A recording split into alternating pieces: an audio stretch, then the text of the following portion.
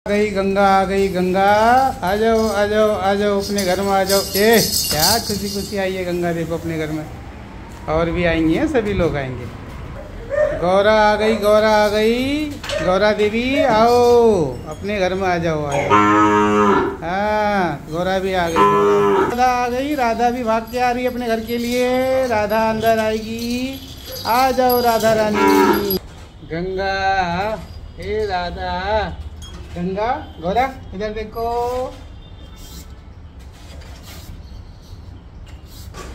ये हमारी छोटी गंगा, ये गंगा जी हैं हमारी, गंगा देवी, छुटकी गंगा। और गौरा अपने घर में आज 1 हफ्ते बाद आई हैं, 8वें दिन आई हैं, 8वें दिन। आज के दिन पिछले हफ्ते जमुना के तेज़ प्रवाह बाढ़ के कारण इनको जो है बाहर बांधना पड़ा, 2-3 जगह शिफ्ट करना पड़ा, ऊपर नीचे इधर उधर। अब सुबह रेत मंगवाई है, आज देखो रेत पड़ी है, ताज़ी रेत डाली गई इनके बैठने के लिए। तभी आकर के इनको भी यहाँ बांधा गया है। 1 हफ्ते बाद, 8 दिन के बाद अपने घर में आई हैं आज, 8 दिन के बाद। राधा, राधे तुम आ गई, अपने घर में आ गई हो। बैठो, जमुना जी के बाढ़ ने सबको बाहर किया है। बैठो बैठो बैठो बैठो। श्री कृष्ण गोविंद हरे मुरारे, हे नाथ नारायण वासुदेवा। श्री कृष्ण गोविंद हरे मुरारे, हे नाथ नारायण वासुदेवा। हे नाथ नारायण वासुदेवा, हे नाथ नारायण वासुदेवा।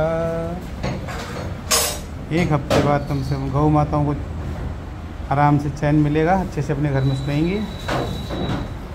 इधर सफाई अभियान जोरों पर है, पूरी सफाई गौ माता की सेवा हो रही है। पूरे घर की सफाई हो गई है, दीवारें चमचमा गई हैं इनकी, हैं। ऊपर पंखा चल रहा है, आराम से बैठेंगे अब। गंगा देवी बहुत प्यारी हैं, गिर हैं, गिर गिर गाय।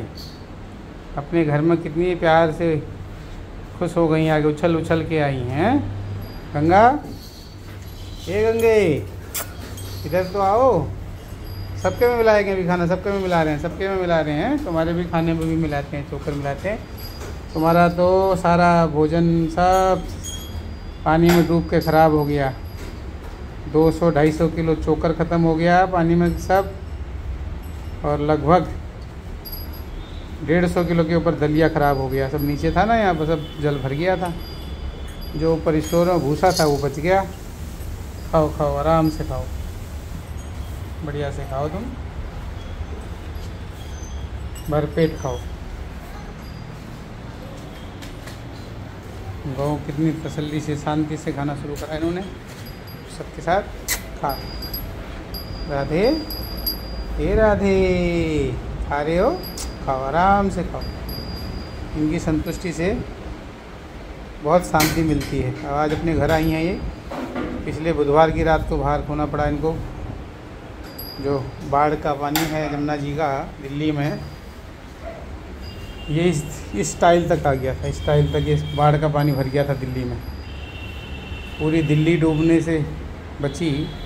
लाल किला में 15 फुट पानी, राजघाट में 8 फुट पानी, और हमारे यहाँ भी कम से कम नीचे जब मंदिर में तो 8 से 10 फुट, यहाँ ये 5-5 फुट पानी यहाँ ही भर गया था पूरे में।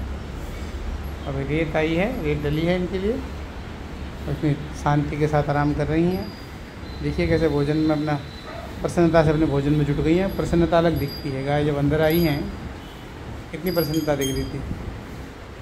वो जी कृपा करें, सबका कल्याण हो। गौ माता के दर्शन करें। गौ माता के दर्शन से भी बहुत पुण्य लाभ मिलता है। इनकी सेवा से तो अनंत लाभ है, उसका तो उसकी कोई सीमा नहीं, असीमित है वो लाभ। और मनुष्य जीवन में सार्थकता यही है कि गौ के अंदर में 33 कोटि देवी देवताओं का वास माना गया है। शास्त्रों में ऐसा विधान है। सनातन धर्म में गौ को माता बोला गया है। क्यों बोला है गौ को माता? क्योंकि गऊ का जो दूध है वह जैसे माँ के दूध में होता है ना लैक्टोस, वही गौ माता के दूध में भी लैक्टोस होता है। दूध तो भैंस भी देती है, दूध तो और भी जानवर देते हैं, मगर भैंस के दूध में या जर्सी गाय के दूध में वह चीज़ नहीं होती जो देसी गौ माता, हमारी भारतीय देसी गौ माता के दूध में होती है। माँ ने बच्चे को जन्म दिया है संसार में, मनुष्य की बात मैं कर रहा हूँ, उस माता के दूध में जो अपने बच्चे को पिलाने के लिए होता है, वही बच्चे को जो दूध चाहिए वही दूध गौ माता के थनों से भी निकलता है। यानी कि जन्म देने वाली संसार में जो माँ लाती है अपनी माँ, उस बच्चे की अगर माँ किसी वजह से दूध ना दे पाती हो, उसका दूध ना निकल पाता हो, या किसी वजह से बच्चा पैदा हो गया और माँ मर गई, तो माता पिता सारे, माता के जाने से परिवार पूरा परेशान हो जाता है। या माँ दूध ना उसका निकल रहा हो तब परेशान हो जाती है। तो उस दूध का जो तत्व है वह गौ माता के दूध में निकलता है। इसलिए सनातन धर्म में गौ को माता कहा गया है, गौ को माता कहा गया है। माँ का दर्जा इसीलिए गौ माता को दिया गया है। इनका यह सबसे बड़ा गुण है। और दूसरा गुण क्या है? यह ऑक्सीजन ही लेती हैं और ऑक्सीजन ही छोड़ती हैं। इनके हर चीज़ में एक तत्व है। ऐसी गौ माता को सनातन धर्म में, महान धर्म है हमारा सनातन धर्म, सनातन धर्म में गौ माता का दर्जा हमारे पूर्वजों ने दिया। उनके पास कोई मशीनें नहीं थी, लैक्टोस या ये सब नाम नहीं दिए हुए थे, चेक करने का कोई तरीका नहीं था, मगर शास्त्र का ज्ञान। उन्होंने कहा पीपल को पूजो। पीपल, अब पता चलता है लोगों को कि पीपल का पेड़ 365 दिन और 24 घंटे ऑक्सीजन ही देता है। दूसरा कहा गऊ को पूजो। गऊ क्यों पूजी जाती थी? कि गऊ माता कहा जाता था, क्योंकि गऊ में भी वही दूध है जो हमारी माँ, बच्चे की माँ के दूध में होता है। यह गऊ में विशेष गुण है। गऊ का सबसे बड़ा गुण क्या है? ये इस देसी गाय जो होती है उसका ये बुर्जी का होना, ये गुण है उसका, ये बुर्जी का होना उसका गुण है। ये खा रही है भोजन में अपने, ये जो बुर्जी है ये होने से गौ माता पूर्ण रूप से देसी गाय, जिसका पूर्ण रूप फल है वह है। ये देखो छोटी सी बछिया है, बछिया के अंदर में भी है ये बुर्जी है, ये होनी चाहिए, ये महत्वपूर्ण है। इसी से गौ की विशेषता होती है। आज दुर्भाग्य है भारतवर्ष में दूध ज़्यादा देने के चक्कर में लोगों ने गायों को सबको मिक्स कर दिया है, मिक्स ब्रीड में ले आए हैं, जो उनका भी दूध जो है लगभग आधा दूध तो दूषित हो ही गया है। शुद्ध दूध हो उसका एक अलग आनंद है। उसकी दूध के द्वारा भगवान शिव का अभिषेक करें, थोड़ा दूध जल में डाल करके शिव जी का अभिषेक करें, उस अभिषेक से पुण्य मिलता है। थैली का दूध ला के जो शिव जी का अभिषेक करते हैं बिल्कुल ना करें, क्योंकि दूध का बड़ा विधान है। गौ जब बच्चा देती है गौ माता, 21 दिन तक वह दूध देवताओं को नहीं चढ़ता। क्यों? शास्त्रों में ऐसा विधान है, 21 दिन के बाद वह दूध देवताओं को चढ़ता है, उससे पहले नहीं। जैसे नामकरण बच्चे का किया जाता है वैसे ही नामकरण गौ के बच्चे का होता है, बछिया का होता है। और फिर वह दूध जब बच्चा का नामकरण होने के बाद 21 दिन के बाद दूध चढ़ता है भगवान को।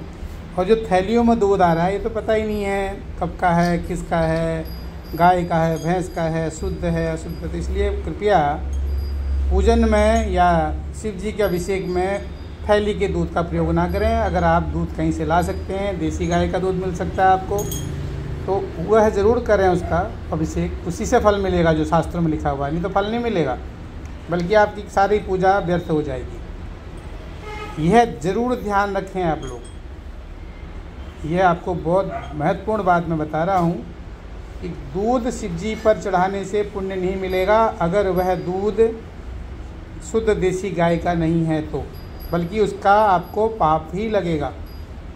वह दूध किसी को दे दें, किसी के प्रयोग में ले लें, किसी को पिला दें, किसी के चाय में या दूध में चला जाए, उसकी तो सेहत बन जाएगी, मगर वह शिव जी पर दूध चढ़ाएंगे क्योंकि तो अशुद्धि हो जाएगी। शिव जी पर दूध चढ़ाना है तो शुद्ध गाय का दूध लाने का प्रयास करें, गौ वंश को बढ़ावा दें, तभी वह दूध भी मिलेगा आपको। यह अच्छे से ध्यान रखें। शास्त्रों में जो विधान बनाए गए हैं उनका पूर्ण रूप से पालन करेंगे तो निश्चित आपको उसका फल प्राप्त, उस फल के द्वारा ही आपके समस्त काम होंगे जो शास्त्रों में लिखा हुआ है, वो तभी फलीभूत होगा ना। ऐसे तो फलीभूत होगा नहीं ऐसे तो फलीभूत होगा नहीं। ऐसे फलीभूत होने के लिए तो फिर वही बात है, मन मर्जी से भगवान प्रसन्न नहीं होते। जो विधान है उसी हिसाब से विधान से चलेंगे। जो छोटा सा विधान भोजन का होता है, भोजन के विधान में आप देखते हैं कि दाल या चावल कैसे बनता है। एक आम गृहिणी को भी मालूम है ना कैसे बनता है। अगर वो दाल को चावल की तरह और चावल को दाल की तरह बना देगी तो कोई नहीं खाएगा। तो ये शास्त्रों के विधान है, शास्त्रों में लिखा है, उसकी वजह है, उसका कारण है, उस पर जाइए। तो शास्त्रों में लिखा है उसका पालन कीजिए, फिर देखिए पूर्ण फल प्राप्त होगा। इसके लिए आप लोग समझिए सनातन क्या है। सनातन में ये व्यवस्थाएं हमारे ऋषि मुनि बना के गए हैं। उसकी बहुत बड़ी वजह है, बहुत बड़े कारण है। उन कारणों पर कि ऐसा नहीं, वैसे हम तो छोटी बात कर देंगे तो बात नहीं बनेगी ना। ऐसा नहीं होता है या ये होता है, पुरानी बातें हैं। देखिए पुरानी बातें हैं, उनका महत्व है। हाँ, आप आँख खोल कर विश्वास करें, आँख बंद करके ना करें, इतना आपको ज़रूर ध्यान देना चाहिए। क्योंकि जब अगर पुरानी बातें हैं तो पुरानी बातों में आज भी तो सिद्ध हुआ ना कि पीपल का पेड़ 365 दिन और 24 घंटे ऑक्सीजन देता है। क्यों? ये हमारे ऋषि मुनियों ने तो लिखा था, सत्य हुआ। बहुत सारी बातें सत्य हैं। आप आँख खोल के देखने का प्रयास करेंगे तो आपको बहुत कुछ मिलेगा। और मुझे पूर्ण विश्वास है कि आप इन मेरी बातों पर अच्छे से गौर करेंगे, समझेंगे जो मैं कह रहा हूँ उसका क्या मतलब है। और नहीं कुछ समझ में आता तो आप मुझसे अपने शंकाओं का समाधान इस माध्यम से कर सकते हैं। यह माध्यम भी मैंने इसीलिए प्रयोग किया है कि लोगों को मैं समझा सकूं, सनातन की चीज़ें बता सकूं, जो मुझे मेरे गुरु के द्वारा ज्ञान मिला, जो गुरुकुल में मैंने पढ़ा और जो अपने जीवन में अनुभव किया, वह मैं आप लोगों को भी बता सकूं। जय माता की।